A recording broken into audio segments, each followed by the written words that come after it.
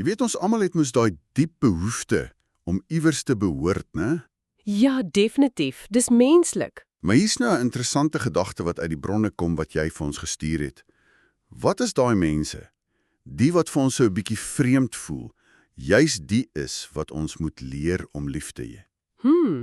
Dis 'n sterk stelling. Wel, dis waarna ons vandag kyk. Deur 'n artikel van Bruno Luiso vir Love Worcester. Die titel is Philoxenos, gasvryheid.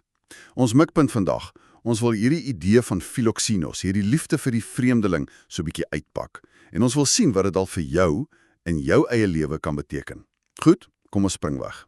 Ja, kyk, die woord philoxenos self, dis klaar nogal veelzeggend. Dis 'n klassieke Grieks. Jy het philos, wat liefde beteken, en dan xenos. Dit beteken vreemdeling of buitestander, selfs gas. OK, so dis nie net gasvryheid soos in 'n goeie gasheer wees nie. Wel, dis meer as dit. Die oorspronklike woordeboeke, so Strongs, wys dit gaan oor 'n aktiewe geneentheid, 'n liefde vir die een wat anders is. Dink aan ou tekste soos Hebreërs 13 wat sê moenie nalat om gasvry te wees teenoor vreemdelinge nie. Dis amper 'n aansporing, nê? Om die onbekende met liefde te omhels. Presies. En dan, hier word dit regtig interessant. Die artikel kontrasteer dit nogal skerp met 'n ander woord, xenofobie. Ja, dis die direkte teenoorgestelde, né? Xenofobie is soos die woordeboeke sê, daai vrees en selfs haat vir vreemdelinge of buitestanders. Die artikel noem Suid-Afrika se geskiedenis ongelukkig met xenofobiese geweld. Dit wys maar net hoe broos hierdie gasvryheid kan wees. Maar wat die artikel ook uitlig, en dis nogal fascinerend, die xenos, die vreemdeling in die Bybelse sin, is nie net die ou van 'n ander land, die immigrant of vlugteling nie. Nee, navorsers soos Gintelag wys daarop dat dit net sowel jou buurman kan wees, jy weet, wie se kultuur of gebruike anders is. Wag 'n bietjie, so jy sê die vreemdeling kan letterlik my buurman wees. Die een wat sê net maar anders braai of wie se musiek ek nie ken nie. Juis, dis presies die punt. Die artikel gee sulke voorbeelde. 'n Xhosa gesin wat Afrikaner gebruike vreemd vind, of andersom. Dit kan oor kos gaan, sin vir humor, hoe jy konflik hanteer of mense sommer net by jou instap sonder om te bel. O ja, die kuiergewoontes. Selfs hoe ons tyd sien. Presies, tydspersepsie. Philoxenos, volgens hierdie bron, beteken om liefde te kies te midde van hierdie verskille. Of dit nou oor landsgrense of net oor die tuinhekkie is. Sjoe, dis 'n uitdaging, want dit kan ongemaklik wees, daai verskille.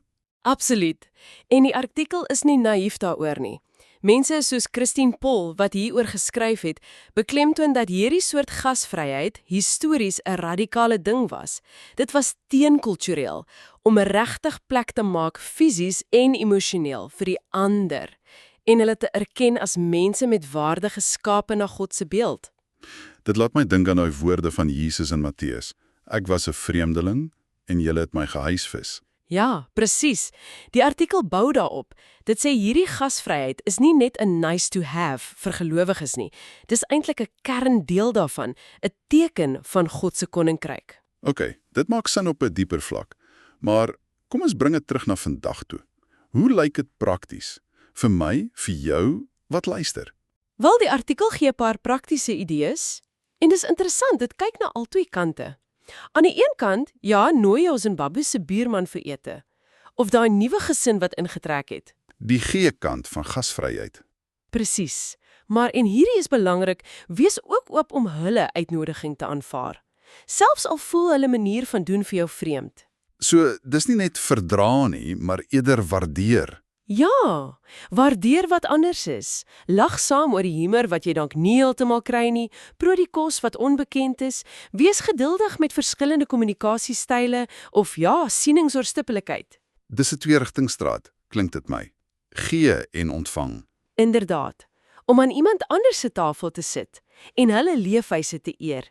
Dit kan net so transformerend wees as om self die een te wees wat die deur oopmaak. So hierdie philoxenos, hierdie gasvryheid, dit verander nie net hoe ons ander behandel nie. Nee, die artikel suggereer dit verander ons. Dit vorm hoe ons ander sien, maar ook hoe ons toelaat dat ander, veral die wat anders in is, ons beïnvloed en verryk.